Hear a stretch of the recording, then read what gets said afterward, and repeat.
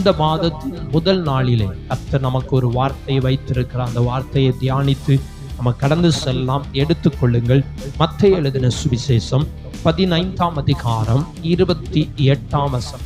இயேசு பிரதியுத்தரமாக, ஸ்திரியே, உன் விசுவாசம் பெரிது, நீ விரும்புகிறபடி உனக்கு ஆக கடவுது என்றார்.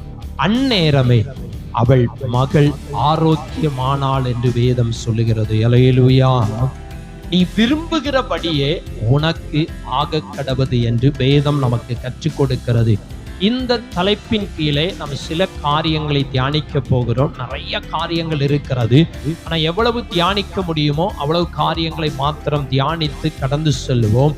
ஆண்டவராகிய இயேசு இந்த உலகத்திலே வாழ்ந்த போது கானானிய ஸ்திரியை பார்த்து சொன்னதான வார்த்தை தான் இது. நீ விரும்புகிறபடியே உனக்கு என்ன செய்வது? ஆக கடவுது என்று ஆண்டவர் வாக்கு பண்ணினார். வாக்கு தத்துவத்தை கொடுத்தார். நீ எதை விரும்புகிறாயோ அதை நான் உனக்கு என்ன செய்வேன்? தருவேன் என்று ஆண்டவர் என்ன செய்தார்? இயேசு கிறிஸ்து சொன்னார் என்பதை குறித்து வேதம் சொல்லுகிறது. ஆண்டவராகிய இயேசு இந்த உலகத்திலே கிட்டத்தட்ட 33.5 ஆண்டு காலம் என்ன செய்தார்? வாழ்ந்தார் என்று வேதம் கற்றுக் கொடுக்கிறது. அதிலும் குறிப்பாய் 30வது வயதிலே யோர்தான் நதியிலே போய் அவர் என்ன செய்தாராம்? ஞானஸ்நானம் எடுத்தார். ஞானஸ்நானம் எடுத்து கரையேறின உடனே பரிசுத்த ஆவியானவர் புறாவின் ரூபம் கொண்டு என்ன செய்தாரு? வந்து இறங்கினார் என்று வேதம் சொல்லுகிறது. ஆனால் ஞானஸ்நானம் பெற்ற உடனே அபிஷேகமும் தேவ பிள்ளைகள் என்ன செஞ்சிருக்கணும்?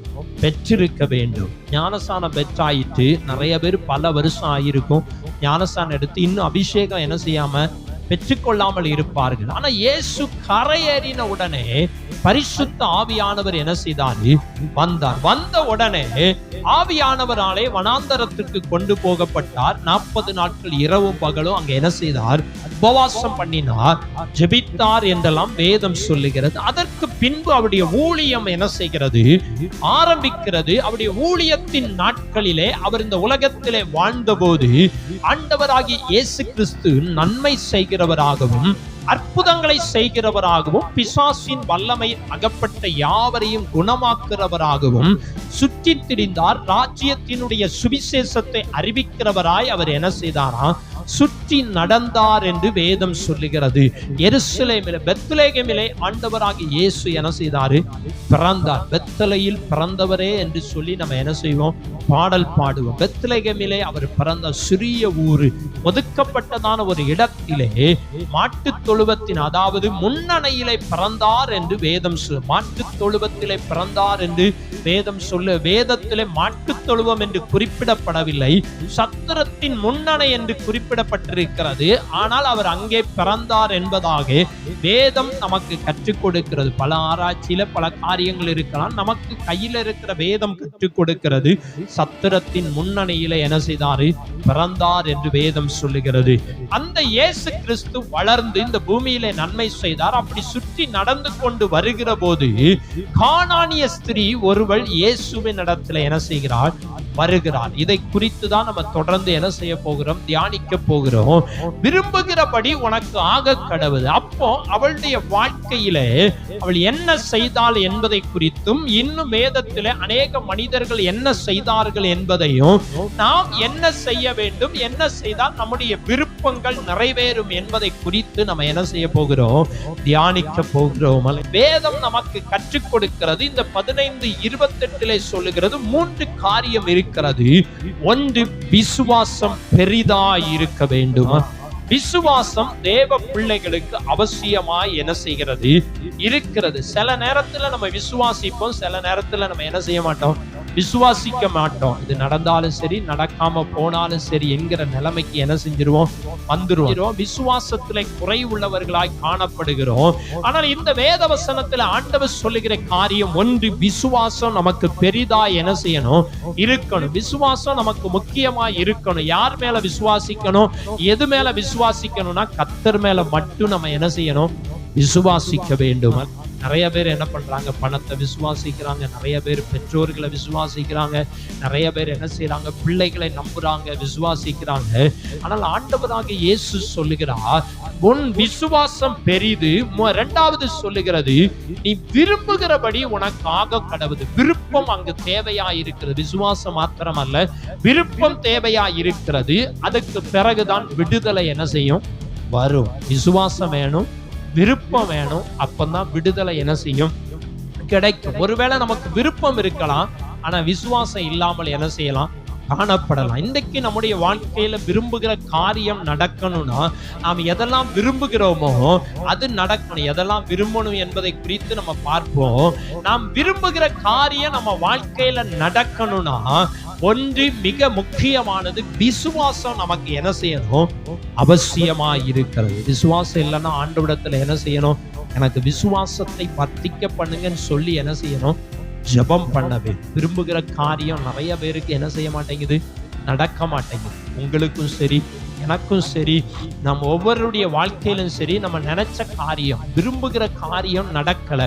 ஆண்டவர் இந்த வருடத்தின் இறுதி மாதத்துல கர்த்தர் நம்முடைய விருப்பத்தை, இந்த இறுதி மாதத்துல நம்முடைய விருப்பத்தை நிறைவேற்ற கர்த்தர் என்ன செய்கிறார், விரும்புகிறார். விருப்பத்தை அவர் பார்க்கிறார். உங்களுடைய விருப்பங்களை நிறைவேற்றணும்னு கர்த்தர் என்ன செய்கிறார், நினைக்கிறார். அப்ப நினைக்கிறார் என்று சொன்னால் அந்த ஆசீர்வாதத்தை பெற்றுக்கொள்ளணும்னா கானானிய ஸ்திரீ எங்க இருந்தா, இயேசுவின் இடத்துல ஓடி என்ன செய்தா, வந்தான். இயேசுவின் பாதத்துக்கு என்ன செய்தா, வந்தா. தேடி வந்தார். ஆண்டவரை தேடி வந்தாதான் உங்களுடைய விருப்பங்களை கர்த்தர் என்ன செய்ய முடியும், நிறைவேற்ற முடியும். வேலைக்கு போனா நம்முடைய விருப்பம் என்னது, பணம் கிடைக்கும், அது நிறைவேறும். வேலைக்கு போகாம வீட்டில் இருந்தா நம்ம விருப்பம் என்ன செய்யாது, நிறைவேறாது. அதே போல தேவ பிள்ளைகள் அறிந்து கொள்ள வேண்டும், தேவ சமூகத்துக்கு நம்ம ஓடி வர வேண்டும், தேவ சமூகத்தை வாஞ்சிக்க வேண்டும், தேவனுடைய ஆலயத்துக்கு கடந்து வரணும், வந்து கர்த்தரை நம்ம என்ன செய்யணும், ஆராதிக்கணும். அவள் கானானிய ஸ்திரீ இயேசுவின் இடத்துல ஓடி வந்து,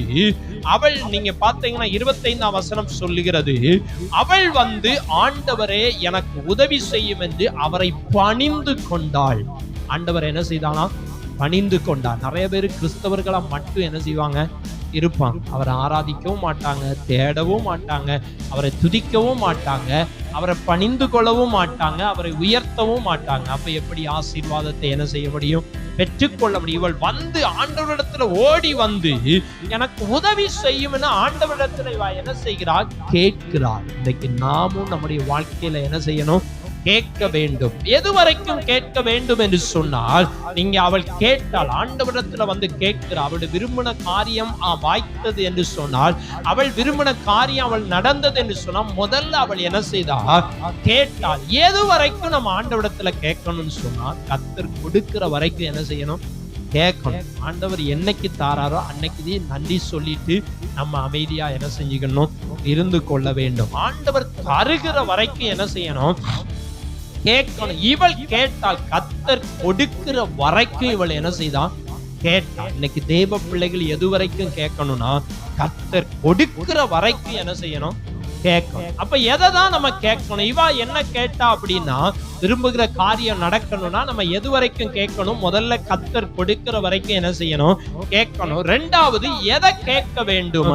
நம்ம கேட்கறதுக்கு நிறைய லிஸ்ட் என்ன செஞ்சிருவோம், வச்சிருப்போம். இன்னைக்கு உங்ககிட்ட நீங்க ஆண்டவரிடத்துல கேளுங்க அப்படின்னா ஒரு பேப்பர்ல எழுதிட்டு வாங்க. உங்களுக்கு எதெல்லாம் ஜெபம் பண்ணணும் நீங்க ஒரு பேப்பர்ல எழுதிட்டு வாங்கன்னா எத்தனை பக்கம்னாலும் நம்ம என்ன செய்வோம், எழுதுவோம். நிறைய என்ன செய்வோம், எழுதுவோம். ஆனால் அது அல்ல. ஆண்டவரிடத்தில் அவள் எதை கேட்டாள் என்பதை நம்ம அறிந்து கொள்ள வேண்டும். அவள் எப்படி தேவ சமூகத்துல கேட்டாள் என்பதை நம்ம என்ன செய்யணும், தெரிந்து கொள்ள வேண்டும். எது வரைக்கும் என்பதையும் நம்ம அறிந்து கொள்ளணும். ஒன்று, ஆண்டவர் கொடுக்கிற வரைக்கும் நம்ம என்ன செய்யணும், கேட்கணும். இங்க கானானிய ஸ்திரீக்கும் ஆண்டவருக்கும் ஒரு சம்பாஷணை என்ன செய்து நடக்கிறது. ஆனா அவ விடுற மாதிரியே என்ன செய்யல, இல்ல நீ தந்தாதான் முடியும். அவள் எதற்காக இயேசுவின் இடத்துல வந்தாள், தன் மகளுக்கு சுகம் வேண்டும் என்பதற்காக இயேசுவின் இடத்துல என்ன செய்தான், வந்தாள். இயேசுவிட்ட வந்து ஆண்டவர் அப்படி இப்படி நிறைய காரியம் இருக்கிறது, அதற்குள்ளே போகவில்லை. நிறைய காரியத்தை ஆண்டவர் சொல்றாரு. சொன்னாலும் அவள் விடுறது மாதிரியே என்ன செய்யாது, கிடையாது. யாக்கோபு அதிகாலையில அவன் ஆண்டவரோடு போராடுகிறான். தூதனும் அந்த போராடி கொண்டிருக்கிறார்கள். யாக்கோபோடு போராடிக்கிட்டு இருக்கிறாங்க. புருஷன் போராடி கொண்டிருக்கிறான். பொழுது விடியுது, நான் போகட்டும், என்னை விடும் என்று கேட்கும் போது யாக்கோபு சொன்னார், நீர் என்னை ஆசீர்வதித்தால் ஒழிய நான் என்ன செய்ய மாட்டேன், விடவே மாட்டேன். காலையில வரைக்கும் வரைக்கும் போராடிக்கிட்டே இருக்காங்க. நான் விடிய போதுப்பா, நான் அது வரைக்கும் இங்க என்ன செய்ய முடியாது, நிக்க முடியாது. நிறைய பேர் விடிஞ்சதுக்கு அப்புறம் தான் நம்மவே என்ன செய்வோம், சூரியன் உதயமானதுக்கு அப்புறம் தான் எழும்பி வெளியவே என்ன செய்வோம், வருவோம். ஆனால் இவன் என்ன செய்யறான், ராத்திரி முழுக்க போராடுகிறான், தூதனோடு போராடுகிறான். போராடி போராடி போராடி பார்த்து அவனே சலித்து போய்விட்டான். அந்த தூதனை, அந்த புருஷனை என்ன செஞ்சிட்டான், சலித்து போய், விடுப்பா நான் போறேன். இல்லவே இல்லை, நான் நீர் என்னை ஆசீர்வதித்தால் ஒழிய நான் என்ன செய்ய மாட்டேன், விட மாட்டேன். இவன் விடல என்னதும் பார்த்தார் ஆண்டவர். அவர் தொடையில என்ன செஞ்சிட்டாரு, ஒரு சுளுக்க என்ன செஞ்சிட்டாரு, கொடுத்துட்டார். அதுல இருந்து அவன் அடையாளமாய் நொண்டி நொண்டி நடக்கிற அளவுக்கு மாறிடுச்சு. அது முதற்கொண்டு இஸ்ரவேல் மக்கள் என்ன செய்ய மாட்டாங்களாம், அந்த தொடை சந்தினுடைய நரம்பை என்ன செய்ய மாட்டாங்க, சாப்பிட மாட்டார்கள் என்று வேதம் சொல்லுகிறது. யாக்கோபு போராடி மேற்கொண்டான் என்று வேதத்திலே பார்க்கிறோம். அப்ப கர்த்தர் நம்மை ஆசீர்வதிக்கிற வரைக்கும், கர்த்தர் நமக்கு சுகத்தை கொடுக்கிற வரைக்கும் நம்ம ஆண்டவரிடத்துல என்ன செய்யணும், கேட்டுக்கொண்டே இருக்கணும். ஆண்டவரிடத்துல நம்ம கேட்கணும்னு கர்த்தர் விரும்புகிறார். அவள் எதை கேட்கிறார், சுகத்தை கேட்கிறார். சுகம் என்பது ஒரு மனிதனுடைய அத்தியாவசியமான தேவை. சுகம் மனுஷனுக்கு அத்தியாவசியமான தேவை. சுகம் இருந்தாலே போதும், நல்லா என்ன செய்யலாம், வேலை செய்யலாம். சுகம் இருந்தாலே போதும், நம்ம சமாதானமா என்ன செய்யலாம், வாழலாம். சுகம் இல்லைன்னா தான் ரொம்ப கஷ்டமா என்ன செய்யும் இருக்கும். அவள் ஆண்டவரிடத்துல கேட்டது என்ன, அத்தியாவசியமான தேவையை அவள் ஆண்டவரிடத்துல என்ன செய்தார், கேட்டார். அத்தியாவசியமான தேவை. இன்னைக்கு நமக்கு எது அத்தியாவசியமோ, எது அவசியமோ அதை மட்டும்தான் நம்ம கர்த்தரிடத்துல என்ன செய்யணும், கேட்கணும். நிறைய பேரு அத்தியாவசியமான தேவையை விட்டுட்டு எதெல்லாமோ ஆண்டவரிடத்துல என்ன செய்வாங்க, கேட்பாங்க. அவள் ஆண்டவரிடத்துல கேட்டது ஒன்றே ஒன்று, அவளுக்கு அன்றைக்கு தேவை சுகம். அதே போல நம்முடைய வாழ்க்கையில நமக்கு எது தேவையோ அதை மட்டும்தான் என்ன செய்யணும், கேட்கணும். இந்த ஸ்திரீ என்ன பண்ணால், அவளுக்கு அன்றைக்கு அவசியம் தேவை. விரும்புகிற காரியம் நமக்கு நடக்கணும்னா அவசியம் இல்லாத கேட்டா, தேவையில்லாத கேட்டா நமக்கு என்ன செய்யாது, நடக்காது. விரும்புகிறத கர்த்தர் என்ன செய்யணும், நமக்கு தரணும். அது தரணும்னா நம்ம எதெல்லாம் கேட்டா கிடைக்கும் என்பதை அறிந்து நம்ம என்ன செய்யணும், கேட்கணும். அதை விட்டுட்டு நமக்கு அவசியம் இல்லாதது, தேவையில்லாததை ஆண்டவரிடத்துல என்ன செய்யக்கூடாது, கேட்கக்கூடாது. வீடு நமக்கு அவசியம்தான், நல்ல ட்ரெஸ் நமக்கு அவசியம், உண்ண உணவு, உடுக்க உடை, தங்க வீடு, மூன்றுமே மனிதனுக்கு ஒரு அத்தியாவசியமானது, அவசியமானது. இதை விட்டுட்டு நம்ம வேற எதுக்குமே என்ன செய்யக்கூடாது, இடம் கொடுக்கவே கூடாது. தேவ சமூகத்துல தேவ பிள்ளைகள் அறிந்து கொள்ள வேண்டும். நம்முடைய வாழ்க்கையில விரும்புகிற காரியம் நடக்கணும்னா எதை ஆண்டவரிடத்துல கேட்கணுமோ அதைத்தான் கர்த்தரிடத்துல என்ன செய்யணும், கேட்கணும். அவள் எப்படி கேட்டாள் என்றால், விசுவாசத்தோடு ஆண்டவரிடத்தை கேட்டாள். நீங்க அத்தியாவசியமானதை கேளுங்க. கேட்கும் போது நீங்க விசுவாசத்தோடு ஆண்டவரிடத்துல என்ன செய்யுங்க, கேளுங்க. விசுவாசம் இல்லாம கேட்டா ஒரு பிரயோஜனமும் கிடையாது. நீங்க எந்த காரியம்னாலும் சரி, இது கர்த்தரால் நடக்கும், இது கர்த்தர் வாய்க்க பண்ணுவார் என்கிற விசுவாசத்தோடு நம்ம ஆண்டவரிடத்துல என்ன செய்யணும், கேட்கணும். எது வரைக்கும் என்று சொன்னால், இயேசு நம்முடைய வாழ்க்கையில கொடுக்கிற வரைக்கும் கேட்கணும். இவள், இந்த கானானிய ஸ்திரீ, விரும்புகிற காரியம் நடப்பதற்கு மிக முக்கியமான காரியம் என்னன்னு சொன்னா, கர்த்தர் இயேசு கொடுக்கிற வரைக்கும் என்ன செய்தான், கேட்டாள். வேதம் சொல்லுகிறது, அவள் ஆரோக்கியமானாள். அவளுடைய மகள் என்ன செய்தாலாம், ஆரோக்கியமானாள். இயேசு 29ஆம் வசனம் சொல்லுகிறது, இயேசு அவ்விடம் விட்டு புறப்பட்டு என்ன செஞ்சிட்டாராம், போயிட்டான். அப்ப சுகம் கிடைக்கிற வரைக்கும் இயேசு போன பின்னாடியே இவ என்ன செஞ்சிருக்கிறா, போயிருக்கிறான். அவரை துரத்தி துரத்தி கேட்டிருக்கிறான். அவர் செய்கிற வரைக்கும் என்ன செய்யல, விடவே இல்லை. இன்னைக்கு நம்முடைய வாழ்க்கையில எதையெல்லாம் கேட்கணும் என்று சொன்னால், தேவையானதை ஆண்டவரிடத்துல என்ன செய்யுங்க, கேளுங்க. இவள் ஆண்டவரிடத்துல சுகத்தை கேட்டாள். இரண்டாவது, நம்ம எதை ஆண்டவரிடத்துல கேட்கணும் அப்படின்னு பார்த்தீங்கன்னா, ஞானத்தை கர்த்தரிடத்துல என்ன செய்யணும், கேட்கணும். ஞானம் தான் மிக மிக மிக முக்கியமானதா என்ன செய்து இருக்கிறது. நம்முடைய வாழ்க்கையில ஞானத்தை ஆண்டவரிடத்துல கேளுங்க. ஞானம் தான் மிக முக்கியமானதா இருக்கிறது. அடுத்து பரலோகத்தையும் ஆண்டவரிடத்துல என்ன செய்யணும், கேட்கணும். பரலோகத்தை கேட்கணும்.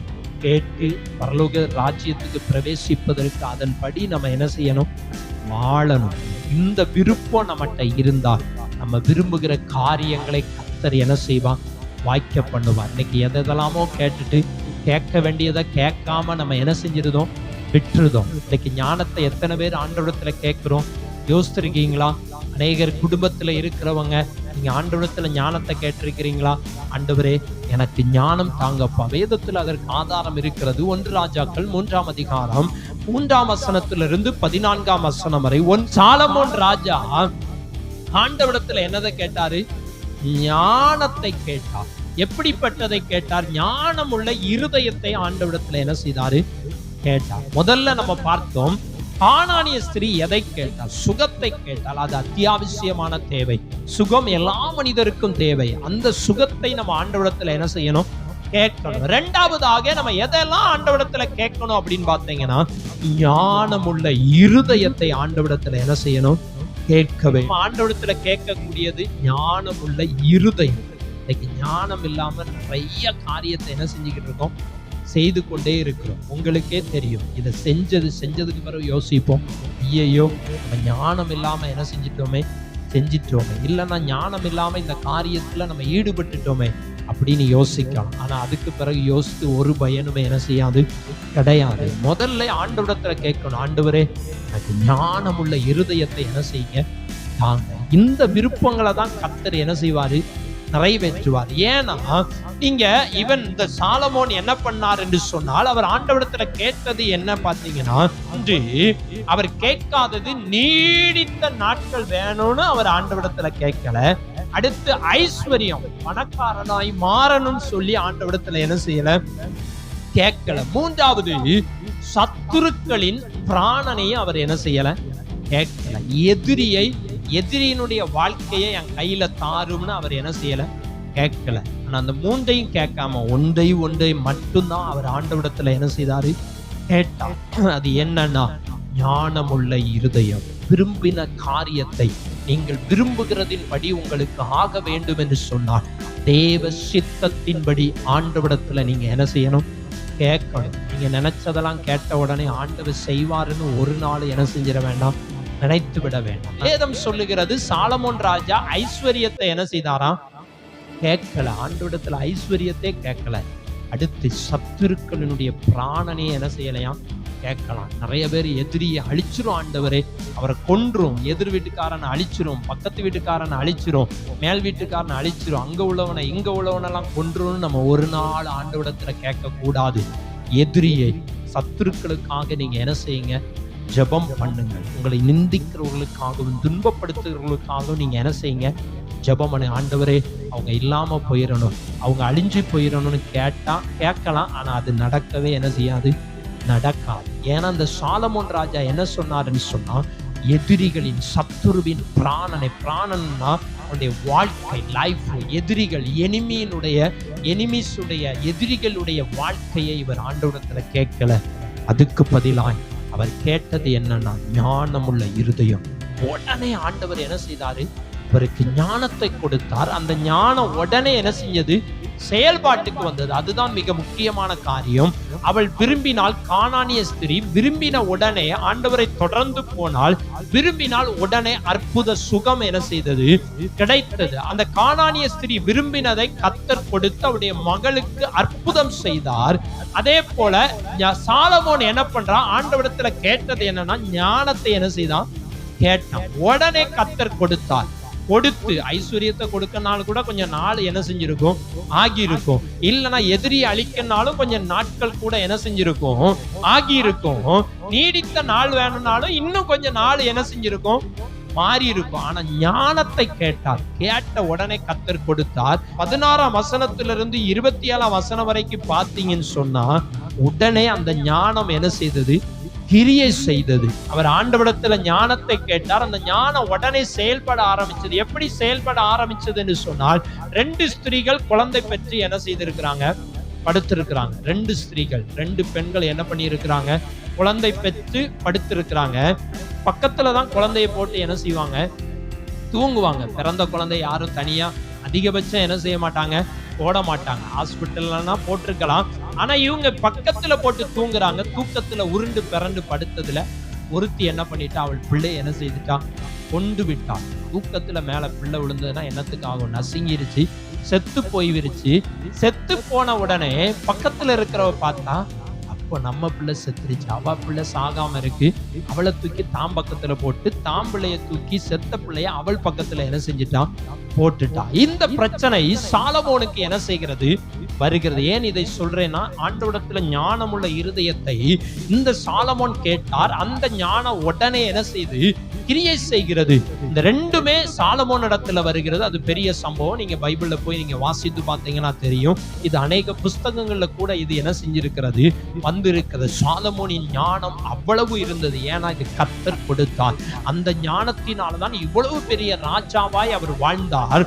13 வருஷம் அரண்மனையை கட்டினார். 7 வருஷம் என்ன பண்ணாரு, தேவாலயத்தை கட்டினார். அவ்வளவு பெரிய ஞானத்தை கர்த்தர் என்ன செய்தார், கொடுத்தார் என்று வேதம் சொல்லுகிறது. இந்த பிரச்சனை, இந்த பெண்களுடைய பிரச்சனை சாலமோன்ட்ட வருகிறது. வந்ததும் சாலமோன் சொன்னார், பிள்ளைய கொண்டு வாங்க, உயிரோடு இருக்கிற பிள்ளைய நீங்க கொண்டு வாங்க. அந்த பக்கத்தில் இருந்த சேவகரை பார்த்து சொன்னான், உன்ட்ட வாழ் இருக்குல்ல, அதை எடுத்துட்டு வா, வந்து 2ஆ என்ன செஞ்சிரு, வெட்டிரு. 2ஆ வெட்டி அவளுக்கு பாதி இவளுக்கு பாதி என்ன செஞ்சிரு, கொடுத்துரு. கர்த்தர் கொடுத்த ஞானத்துக்கு தான் இந்த உதாரணம். உடனே ஞானம் கிரியை செய்கிறது. உடனே அவர் வெட்டு ஓங்குபடி சொன்ன போது பெற்றெடுத்த தாய் சொல்றா, என் பிள்ளைய நீங்க என்ன செய்ய வேண்டாம், கொல்ல வேண்டாம், நீங்க அவட்டை கொடுத்துருங்க. ஆனா தான் பிள்ளை அல்லாதவள் சொல்லுகிறா, வெட்டி 2ஆ என்ன செஞ்சிருங்க, கொடுத்துருங்க. இது பைபிள்ல இருக்கிற சம்பவம், உண்மையான சம்பவம். அவள் சொல்லுகிறார், ஏன்னா தனக்கும் பிள்ளை இல்லை, அவளுக்கு இல்லாம போட்டுங்கிற அர்த்தத்தில் அவள் என்ன செய்கிறார், சொல்லுகிறார். கடைசி ராஜா பார்த்தார், உண்மையான தாய் இவள் தான். ஏன்னா தான் பிள்ளை சாகிறதை யாருமே என்ன செய்ய மாட்டாங்க, விரும்ப மாட்டாங்க. வாழ்றதையாவது நான் பார்த்துக்கிட்டு என்ன செய்யட்டும், இருக்கட்டும், அவாட்டை கொடுத்துருங்கன்னு சொல்லுகிறான். இதிலிருந்து சாலமோன் கண்டுபிடித்தான், இதுதான் அவளுடைய பிள்ளை. இவள் ஏமாற்றி பொய் சொன்னால் என்று நியாயம் தீர்த்தாள். ஞானத்தின் நிமித்தம் அநேகர் சாலமோனிடத்துல வந்தார்கள். ஞானத்தின் நிமித்தம் அநேகர் ராஜாக்கள் வந்தார்கள். ஞானத்தின் நிமித்தம் அவருக்கு வரவேண்டிய எல்லாமே வந்தது. வேதம் சொல்லுகிறது, கேளாத ஐஸ்வர்யத்தையும் கர்த்தர் என்ன செய்தாரா, கொடுத்தார்.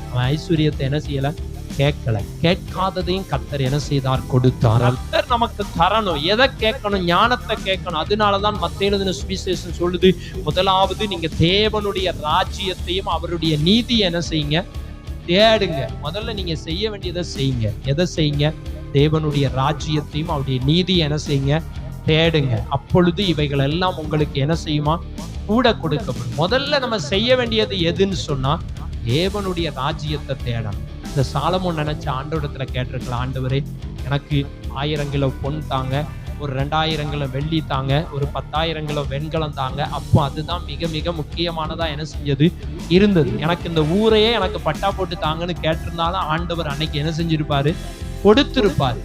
ஆனா அவன் அதெல்லாம் கேட்கல. ஐஸ்வர்யத்தையே கேட்கல, பணத்தையே கேட்கல, பொருளையே கேட்கல, பொண்ணையே கேட்கல. ஞானமுள்ள இருதயத்தை அவர் என்ன செய்தாரு, கேட்டா. அது வேணும் இது வேணும்னு என்ன செய்யல, ஆண்டவரிடத்துல கேட்கவே. ஆனா கேட்காததை கர்த்தர் என்ன செய்தாராம், கொடுத்தார் என்று வேதம் சொல்லுகிறது. கேட்காததை கர்த்தர் கொடுத்து அவனை என்ன செய்தார், ஆசீர்வதித்தார். ஏன்னா அவன் கேட்ட காரியம் அதுவா என்ன செய்தது இருந்தது. கேட்ட காரியம் அதுவா இருந்ததுனால கர்த்தர் அதை என்ன செய்தார், கொடுத்தார். நம்முடைய வாழ்க்கையில நம்ம ஆண்டவரிடத்துல கேட்க வேண்டியதை மட்டும் நீங்க கேளுங்க. கேட்காததையும் கர்த்தர் உங்களுக்கு என்ன செய்வாரு, தருவார். எது அவசியமோ அதை கேளுங்க. நமக்கு விருப்பம் இருக்கும், ஆனால் நம்ம ஆண்டவரிடத்துல என்ன செய்யணும், கேட்கணும். எதை கேட்கணுமோ அதை கேட்டால் நிச்சயம் கர்த்தர் தருவார். முதல்ல நீங்க ஆண்டவரை என்ன செய்யுங்க, நல்லா தேடுங்க. ஆண்டவர் ஆராதிங்க, ஜெபம் பண்ணுங்க. கர்த்தருக்காய் வருகிறதுல ஒரு பகுதியை நீங்க என்ன செய்யுங்க, கர்த்தருக்காய் கொடுங்க. கர்த்தரை பகுதினா பணத்தை மாத்திரம் நீங்க சொல்லக்கூடாது. எல்லாவற்றிலையும் கர்த்தருக்கு நீங்க என்ன செய்யுங்க, முக்கியத்துவம் கொடுங்க. பணம் என்பது யாரை கொண்டுனாலும் கர்த்தர் செய்வார், எதை கொண்டுனாலும் செய்வார், எப்படி வேணாலும் செய்வார். அது பிரச்சனை அல்ல. நம்முடைய வாழ்க்கையில மிக மிக முக்கியமானது, நம்மை கர்த்தருக்கு என்ன செஞ்சிருங்க, ஒப்பு கொடுத்துருங்க. அதை விட வேற ஒண்ணுமே இந்த உலகத்துல என்ன செய்யாது, கிடையாது. இதுதான் மிக மிக முக்கியம். ஏன்னா சாலமோன் ஆண்டவரிடத்துல கேட்டான், விரும்பின காரியம் எதுவோ அதை வாக்கிய பண்ணினார். ஞானத்தை கொடுத்தார். ஞானத்தை கண்டவர்கள் பிரமித்து போனார்கள். அதே போல ஞானமுள்ள ராஜாக்கள் எழும்பினதும் இல்லை, எழும்ப போறதும் என்ன செய்யாது, கிடையாது. அந்த அளவுக்கு தேவன் ஞானத்தை கொடுத்தார். சுற்றிலும் இருக்கிற எல்லா எதிரிகள் நாட்டுகளில் இருந்தும் இவரிடத்துல வந்தார்கள். வேதம் சொல்லுகிற அவன் எதிரியினுடைய பிராணனை என்ன செய்யல, கேட்கல. ஆனா எல்லாரும் இவங்கிட்ட என்ன செய்தாங்க, வந்தாங்க. ஐஸ்வர்யத்தை கேட்கல. ஐஸ்வர்யம் வந்து கொண்டே இவனுக்கு என்ன செய்தது, இருந்தது. எல்லாமே இவனுக்கு வந்தது. அடுத்து பார்த்தீங்கன்னா நீடித்த நாட்களை இவன் கேட்கல. ஆனால் இவன் நல்லா நீடித்த நாட்களாய் ராஜாவாக என்ன செய்தாராம், அரசாங்க. இன்னைக்கு தேவ பிள்ளைகள் நம்ம எப்படி இருக்கிறோம், நம்ம எப்படி வாழுகிறோம், எப்படி இருக்கிறோம் என்பதை முதல்ல நம்ம என்ன செஞ்சுக்கணும், அறிந்து கொள்ளும். ஆண்டவரிடத்துல எதையெல்லாமோ கேட்க வேண்டியதை விட்டுருதோம்.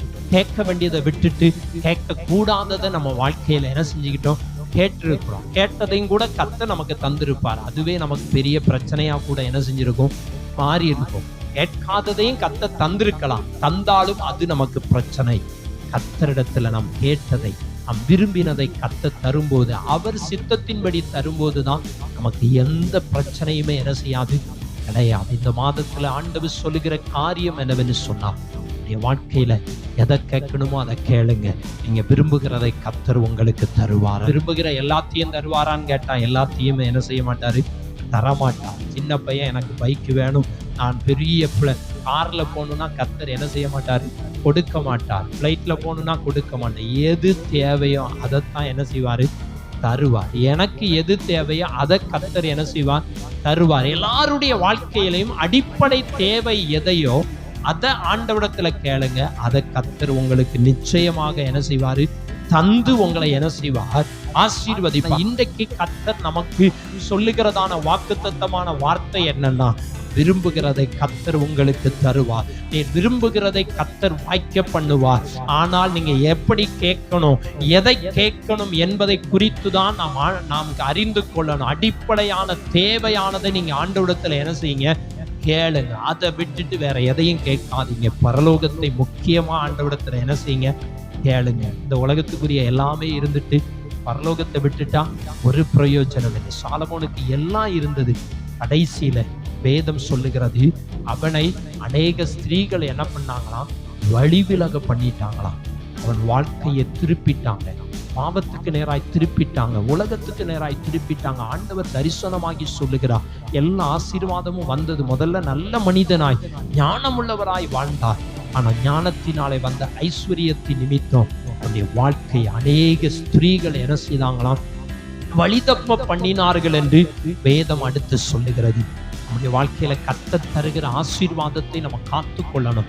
அந்த ஞானத்திலே நம்ம வாழ்க்கை என்ன செஞ்சிடணும், கொண்டு போயிடணும். ஞானம் இல்லாத வாழ்க்கை ஒரு நாளும் நம்ம என்ன செய்யக்கூடாது, வாழக்கூடாது. ஞானம் இல்லாம வாழ்ந்துட்டு கடைசியில போய் ஒண்ணுமே என்ன செய்ய முடியாது, செய்ய முடியாது. நிறைய பேர் இயேசுவினிடத்துல எப்போ வருவாங்க அப்படின்னு பார்த்தீங்கன்னா, எல்லாம் இருக்கும்போது ஒருத்தரும் என்ன செய்ய மாட்டாங்க, வரவே மாட்டாங்க. நானும் இத்தனை வருஷத்துல பார்த்துட்டேன்.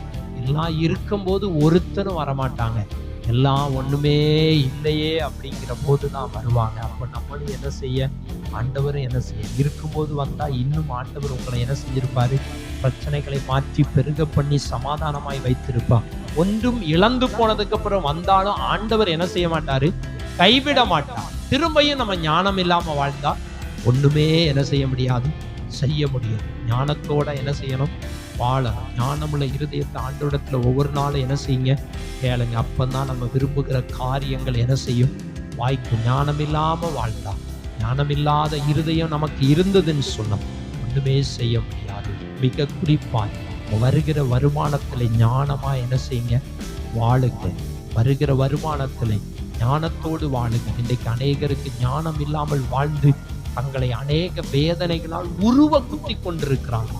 வேதம் சொல்லுகிறது, தங்களுக்கு என்ன வேதனையா, அநேக வேதனையை வச்சுக்கிட்டு அவங்களே குத்திக்கிட்டு இருக்காங்க.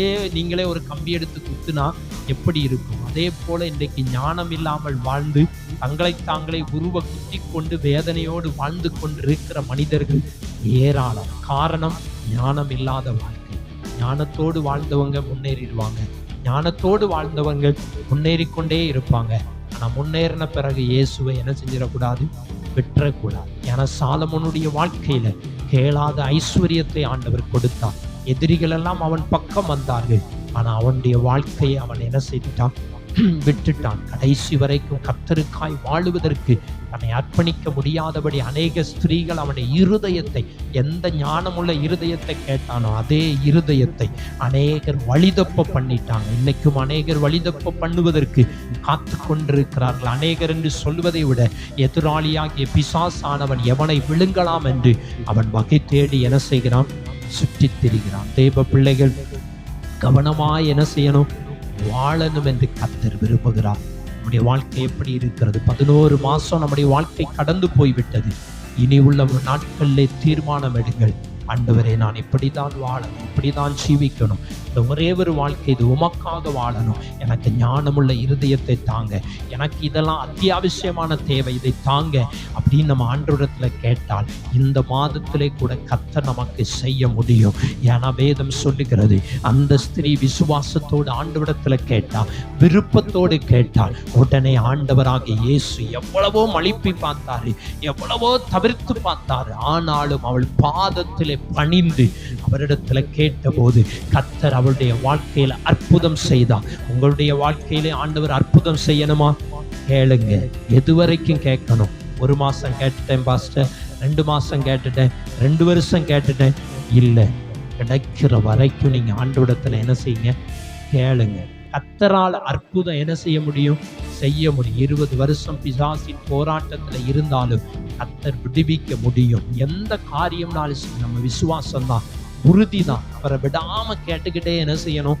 இருக்கணும். கணவர் ரட்சிக்கப்படலையா, மனைவி ரட்சிக்கப்படலையா, பிள்ளைகள் ரட்சிக்கப்படலையா, நம்ம விசுவாசத்தோட கேட்டுக்கிட்டே என்ன செய்யணும்? இருக்கணும். ஒருவேளை நம்ம கண்ணை மூடும்போது கூட அவர்களை என்ன செய்யலாம்? ரட்சிக்கப்படலாம். ஆனா அது நம்முடைய விசுவாசம். ஆனா கர்த்தர் நிச்சயம் என்ன செய்வான்?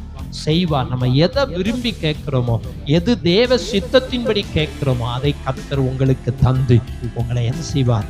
ஆசீர்வதிப்பார். விசுவாசம் பெரிது, நீ விரும்புகிறபடி உனக்கு ஆக கடவுது என்று சொன்னார். அந்நேரமே இயேசு ஒரு வார்த்தை சொன்னா போதும், அந்நேரமே விடுதலை. இயேசு நம்மளை பார்த்தாலே போதும், விடுதலை தான். இயேசு நம்ம கூட இருந்தாலே போதும், விடுதலை தான். இயேசு நிறைய இடத்துல தொட்டு சுகமாக்கி இருப்பார். நிறைய இடத்துல நீ போய் ஆசாரியின் இடத்துல காண்பின்றுவாரு. நிறைய இடத்துல ஆண்டவர் வார்த்தை மட்டும் என்ன செய்வாரு? சொல்லுவார். சில நேரங்களில் வார்த்தையை வைத்து நம்ம ஜெபிக்கிற போது விடுதலை என்ன செய்யும்? கிடைக்கும். தேவ சமூகத்துல நம்ம விரும்புகிற காரியத்தை கர்த்தர் இந்த மாதத்திலே கொடுத்து நம்மை ஆசீர்வதிப்பாராக. ஆண்டவர் இந்த மாதத்திலே சொல்லுகிற காரியம், நீ விரும்புகிறபடி உனக்கு ஆக கடவுது. நீ விரும்புகிறதை கர்த்தர் வாய்க்க பண்ணணும்னா இதெல்லாம் செய்யணும்னு சொல்லிதான் இவ்வளவு காரியங்களை தியானித்து இருக்கிறோம். 1 விசுவாசம் வேணும், 2 விருப்பம் வேணும், 3வது உங்களுக்கு விடுதலை உண்டு, சுகம் உண்டு, ஆசீர்வாதம் உண்டு, ஆரோக்கியம் உண்டு. எப்போ வரைக்கும் கேட்கணும்னா கர்த்தர் கொடுக்கிற வரைக்கும் நீங்க என்ன செய்யணும்? கேட்கணும். எதை கேட்கணும்? நமக்கு எது தேவையோ அதை தான் கேட்கணும். இப்போ நம்ம வாழ்றதுக்கு எது தேவை அதை கேளுங்க. கர்த்தர் நிச்சயமா என்ன செய்வார்? உங்களுக்கு தருவார். எப்படி கேட்கணும்? விசுவாசத்தோடு கேட்கணும். எது வரைக்கும் கேட்கணும்? இயேசு கொடுக்கிற வரைக்கும். சுகமா? இயேசு கொடுக்கிற வரைக்கும் கேட்கணும். தேவையா? இயேசு கொடுக்கிற வரைக்கும் கேளுங்க. பிரச்சனையிலிருந்து விடுதலை வேணுமா? இயேசு உங்களுக்கு தர்ற வரைக்கும் கேளுங்க. வியாதியிலிருந்து விடுதலை வேணுமா? இயேசு உங்களுக்கு தருத வரைக்கும் கேளுங்க. குழந்தை பாக்கியம் இல்லையா? இயேசு உங்களுக்கு தருகிற வரைக்கும் விடாதீங்க. யாக்கோபு போராடினான், போராடி மேற்கொண்டான். என்னை ஆசீர்வதித்தால் இந்த மாதத்தில் இன்னும் சில நாட்கள் இருக்கிறது. ஆண்டவரே, இந்த மாதத்துல என்னை ஆசீர்வதிங்கப்பா. இந்த மாதத்துல என் வியாதியை மாற்றுங்க ஆண்டவரே. எனக்கு அற்புதம் செய்யுங்க. இந்த 24 முடிவதற்குள்ள என் வாழ்க்கையில நன்மையை செய்யுங்கன்னு நீங்க ஆண்டவரிடத்துல கேளுங்க, போராடுங்க. கர்த்தர் நிச்சயமாய் அற்புதம் செய்வார். நீங்க கேட்காமலேயே அவருக்கு கொடுக்கவும் தெரியும். அந்த ஸ்திரீனுடைய மகளுக்கு சுகம் இல்லைன்னு ஆண்டவருக்கு தெரியாதா? தெரியும். ஆனால் ஆண்டவர் நம்முடைய வாஞ்சை, விருப்பத்தை பார்க்கிறார், நம்முடைய விசுவாசத்தை பார்க்கிறார், எதை கேட்கிறோன்னு பார்க்கிறார். இதையெல்லாம் பார்த்து கர்த்தர் அற்புதம் செய்கிறவர். நான் தெய்வ சமூகத்தை விட்டுறாதீங்க. மறுபடியும் இதை ஏன் சொல்லி கொண்டு இருக்கிறோம்? அவள் தெய்வ சமூகத்துல வந்து பணிந்து ஆண்டவரிடத்துல கேட்டாங்க. இன்னைக்கு தெய்வ சமூகத்தை நம்ம விட்டுருதோம், அலட்சியம் பண்ணிருதோம், வர முடியலன்னு சொல்லிட்டு இருந்து கொள்ளுகிறோம். அல்லனா எதையோ காரியங்களை மனதில வைத்துட்டு ஆண்டவர் வேண்டான்னு போயிருதோம். இல்லவே இல்லை. தெய்வ சமூகத்தை விட்டால் நமக்கு தெய்வ சமூகம் போனால் நமக்கு ஆசீர்வாதம் இல்லை. இஸ்ரவேல் ஜனங்களின் நடுவில் இருந்து தெய்வ பிரசனம் எடுக்கப்பட்டது என்று சொன்னார். அவங்களால் ஜெயிக்க முடியாது. தேவ பிள்ளைகள் நடுவிலிருந்து தேவ பிரசனம் எடுக்கப்பட்டதுனால் நம்முடைய வாழ்க்கை வெறுமையாயிரும். தேவ சமூகம் வேணும். அவருடைய செட்டைக்கு கீழே இருந்துடணும், அவருடைய சமூகத்துல இருந்துடணும், அவருடைய பாதுகாப்பின் கீழே இருந்துடணும். இருந்தா கர்த்தர் ஆசீர்வதிப்பார், பாதுகாப்பார். தேவ பிரசனத்தினால் நிரப்பப்பட வேண்டும். தேவையானதை மட்டும் கேளுங்க, தேவையில்லாத ஆண்டவரிடத்துல கேட்காதீங்க. ஆண்டவரே அதை செய்ய இதை செய்யும். சாலமோன் ஆண்டவரிடத்துல ஒண்ணுதான் கேட்டாரு, ஞானமுள்ள இருதயத்தை தாங்கப்பா. ஒண்ணுமே ஆண்டவரிடத்துல கேட்கல. ஆண்டவரிடத்துல கேட்டார், கர்த்தர் கேட்காத 3 காரியங்களையும் கர்த்தர் கொடுத்தார். கேளாத ஐஸ்வர்யத்தையும் கர்த்தர் கொடுத்தார். நீடித்த நாட்களை கொடுத்தார். எவ்வளவு காலம் வைத்திருக்கணுமோ அந்த ராஜ்ய பதவியில வைத்திருந்தார். ஆமென். எதிரிகள் எல்லாம் அவர் பக்கம் மறுபடியாய் கர்த்தர் செய்தார். தேவ பிள்ளைகள் நாம எதை கேட்கிறோம்? ஞானமுள்ள இருதயத்தை ஆண்டவரிடத்துல கேளுங்க, தேவையானதை கேளுங்க. விரும்புகிறதை கர்த்தர் வாக்கிய பண்ணி மாதத்துல உங்களை ஆசீர்வதித்து ஒரு குறைவில்லாமல் நடத்தி புதிய ஆண்டிலே கர்த்தர் கொண்டு போய் உங்களை மேன்மைப்படுத்தி ஆசீர்வதிப்பதற்கு போதுமானவராயிருக்கிறார். விசுவாசத்தை விட்டுறாதீங்க. எல்லாவற்றுக்கும் மேலாய் பரலோகத்தை விட்டுறாதீங்க. பரலோகத்தை ஆண்டவர்கிட்ட கேளுங்க. ஆண்டவரே, நீங்க இன்னைக்கு வந்தாலும் நான் பரலோகத்துக்கு வரணுமப்பா, அதுக்கு என்கிட்ட என்ன குறை இருக்கிறது, என்ன சரி பண்ணுங்கப்பா. என் தேவை இப்படி இருக்கிறது, இது என் அன்றாட தேவை ஆண்டவரே, சந்திங்கன்னு ஆண்டவரிடத்துல கேளுங்க. ஒவ்வொரு நாளும் காலையில கேளுங்க. அன்னைக்கு சீசர்களுக்கு கற்றுக் கொடுத்தார், அன்றன்றுள்ள ஆகாரத்தை எங்களுக்கு இன்று தாரும் என்று கற்றுக் கொடுத்தார். ஆண்டவரிடத்துல, ஆண்டவரே இன்னைக்கு உள்ள தேவை இது ஆண்டவரே, இதை எனக்கு தாங்கன்னு நீங்க ஆண்டவரிடத்துல கேட்கிற போது கர்த்தர் உங்களுக்கு தருவார். காலையிலே ஆண்டவரிடத்துல கேட்டுருங்க, இன்னைக்கு எனக்கு வேலை வேணும்ப்பா, எனக்கு ஆசீர்வாதம் வேணும், சுகம் வேணும். சுகம் இருந்தாதான் வேலை செய்ய முடியும். வேலை இருந்தும் வேலை இல்லைன்னா ஒன்றும் செய்ய முடியாது. ஆண்டவரே எனக்கு 2ம் தாங்க, சுகமும் வேணும், வேலையும் வேணும். எனக்கு எல்லாமே நீங்க அன்றாட வாழ்க்கைக்கு தேவையானது தந்தை எங்கள் குடும்பத்தை நடத்துங்கன்னு சொல்லி ஒவ்வொரு நாள் ஆண்டவரிடத்துல விசுவாசத்தோடு விருப்பத்தோடு வாஞ்சியோடு கேளுங்கள். கர்த்தர் நிச்சயமாய் உங்களை ஆசீர்வதித்து வழி நடத்துவார். ஆமென், ஆமென்.